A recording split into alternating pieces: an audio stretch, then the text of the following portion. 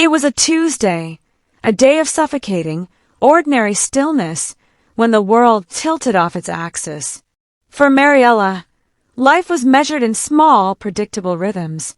The hiss of the coffee pot in the morning, the slam of the school bus door at 3:15, and the muffled sound of her daughter, Chloe, dropping her backpack by the door. But on this Tuesday, the 3:15 silence stretched. It stretched past 3:30, a time for a snack. It bled into 4 o'clock, when homework arguments usually began. By 4:30, the silence was no longer empty. It was a screaming physical presence. Mariella called Chloe's phone, a ritual that began with annoyance and quickly descended into a cold, metallic panic. The calls went straight to voicemail, each digital tone a hammer blow against her composure. She called Chloe's friends, their voices high and uncertain. No one had seen her since last period. The drive to the school was a blur, the familiar streets suddenly alien and threatening. The school was emptying, a reverse tide of teenagers flowing out as Mariella pushed her way in, her heart a trapped bird against her ribs. The principal was polite, detached. Yes, Chloe had been in school. No, she hadn't been reported ill. The system had clocked her in, but it had not clocked her out. The call to the police was the first time she said the words aloud. My daughter is missing. The words felt like broken glass in her mouth. The officer who arrived was kind, but his questions were laced with a weary presumption. Does she have a boyfriend? Has she been in trouble before? Is it possible she just ran off? Mariella's no was fierce, a shield against their implications. Chloe wasn't a runaway. She was a girl who argued about curfew, who loved terrible pop music, who was saving up for a concert. She was a girl who would never leave her mother in this suffocating silence. But the first 24 hours were crucial, they said, and in those 24 hours, the official narrative was set. A troubled teen, a likely runaway. The resources allocated reflected that assumption. A be on the lookout alert was issued, but there were no search parties combing the woods, no helicopters thrumming overhead. There was just Mariella, standing in Chloe's empty room, the scent of her daughter's strawberry shampoo a ghostly mockery. The system, the one she believed would rise up to protect her, had already categorized her tragedy as a statistic, a file to be placed in a queue. When the system stopped looking, she didn't. The first week was a fog of grief and adrenaline. Mariella didn't sleep. She didn't eat. She existed in a state of hypervigilance, her entire being focused on one task. Her living room transformed. The family photos were replaced by a large corkboard. On it, she pinned a map of their town, photographs of Chloe, and a timeline that began with 7:45 a.m., dropped at school, and ended with a terrifying, gaping void. She created a Facebook page, Find Chloe, and watched with a mix of gratitude and despair as the shares climbed into the thousands. Each share was a flicker of hope, but none brought a concrete lead. She printed flyers, her own money draining away at the local copy shop, the smell of toner and cheap paper becoming the scent of her obsession. She stood outside grocery stores, her hand trembling as she offered Chloe's smiling face to strangers. Some looked away, embarrassed by the rawness of her pain. Others offered prayers, their sympathy a soft, useless bandage on a mortal wound. She quickly learned that to find her daughter, she had to become someone else. The soft, suburban mother was replaced by a relentless, hollow-eyed investigator. She retraced Chloe's last known steps, not once, but dozens of times. She walked the half-mile route from the school to the bus stop, her eyes scanning every ditch, every cluster of trees. She sat in the local diner, the one the high school kids frequented, just listening. She learned to decipher the coded language of teenagers, their silences, their averted gazes. She confronted Chloe's friends, not as a mother, but as an interrogator. She saw the fear in their eyes. They knew something, or they suspected something. It was a girl named Becca who finally cracked, her defiance crumbling under the weight of Mariella's unblinking, desperate stare. It wasn't much. Just a name. She was talking to a guy online, Becca whispered, tears welling. An older guy. He called himself JD. The police had already checked Chloe's laptop. They found her schoolwork, her social media, her Spotify playlists. They found nothing. But Mariella knew her daughter. She knew Chloe had a second, older laptop, one she'd supposedly broken.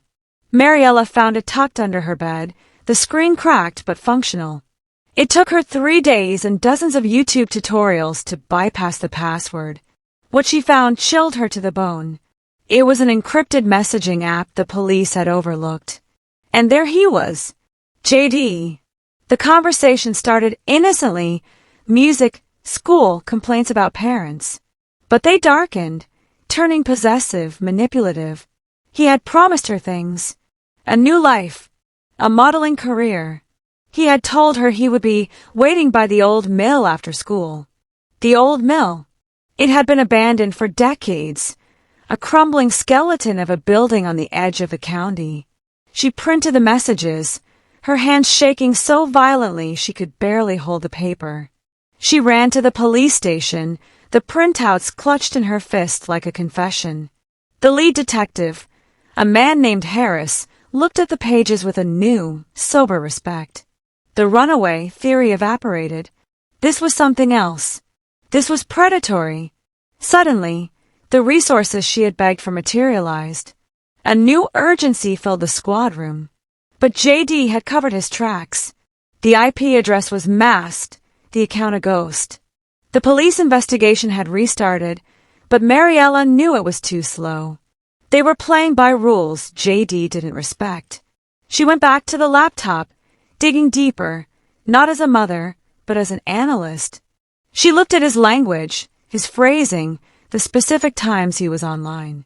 He used a local slang term, one she'd only heard in the next town over. He made a reference to a local high school's football team. He wasn't a stranger in another state. He was local. He was close. She cross-referenced the name JD with public records, with social media, with every high school yearbook she could find online. And then she found him. Not a JD, but a Jason Daniels, a 24-year-old with a minor record for petty theft, who lived in the neighboring town. His profile picture was taken in front of a car that matched a vague description a student had given of a suspicious vehicle near the school. She took this new information to Detective Harris. He was skeptical, but the evidence was compelling. They put a watch on Jason Daniels' apartment, a rundown complex on the edge of town. But Mariella couldn't wait. The thought of Chloe, so close, trapped, was an unbearable fire in her chest. Against every order from the police, against all common sense, she drove to the complex herself. She sat in her car for hours, the engine off, her body vibrating with a terror so profound it almost felt like peace. She watched him come out. He was unremarkable. He was average. He was the kind of man you'd pass in a grocery store and never look at twice. And in that moment, she understood the true, banal face of evil. He got in his car and drove, and she followed, her headlights off until they hit the main road. He wasn't going to the old mill. He was heading further out, toward the state forest. Her call to Detective Harris was breathless, frantic. I'm following him. He's on Route 9, heading toward the forest. The next few minutes were an eternity of gravel roads and encroaching darkness. She saw him pull off onto a narrow, unmarked logging trail. She stopped her car, her heart threatening to burst from her chest. This was it. She couldn't go further without being seen.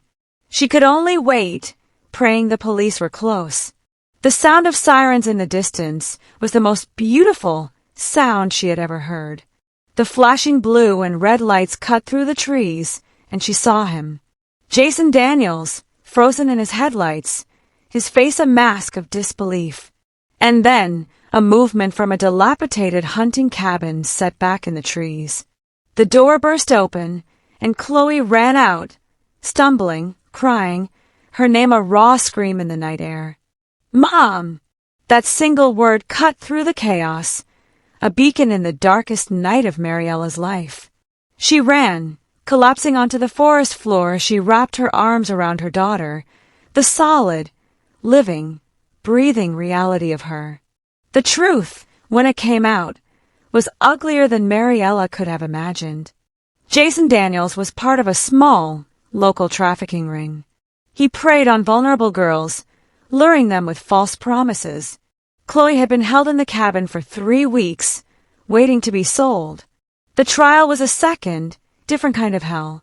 Mariella had to sit in court, just feet away from the man who had stolen her daughter, and listen to the graphic details of his crimes. She had to watch her daughter, pale and trembling, take the stand. But as she watched Chloe speak, her voice shaking but unbroken, Mariella saw a new strength in her, a steel that hadn't been there before. When the guilty verdict was read, there was no elation, no joy. There was only the heavy, profound finality of a chapter ending. Justice, Mariella learned, was not a celebration. It was a scar. It was the necessary, painful setting of a bone, a process that hurt almost as much as the break itself, but was the only way to begin healing. Life after was a slow, agonizing crawl back toward normalcy, but normal was a place they could never truly return to. Chloe was in therapy, battling nightmares and a fear of the outside world. Mariella, having poured every ounce of her being into the fight, now had to face the quiet aftermath. The war room in her living room was dismantled, piece by piece. The maps came down, the timeline was filed away. But she couldn't just go back to being the mother who worried about homework. She had walked through fire, and the smoke still clung to her. She began volunteering at a center for missing persons. She sat with other mothers, their eyes holding the same hollow panic she remembered so well. She taught them how to use social media, how to talk to police, how to read between the lines of a teenager's life. Her story became a case study at the police academy, Detective Harris using it to teach new recruits about the runaway bias. Mariella's fight hadn't just saved Chloe. It had changed the system that failed them. The silence in her home was different now. It was no longer the screaming void of absence. It was a quiet, shared space of survival, a testament to a grief that had been forged into a weapon, and a love that had proven itself stronger than any darkness.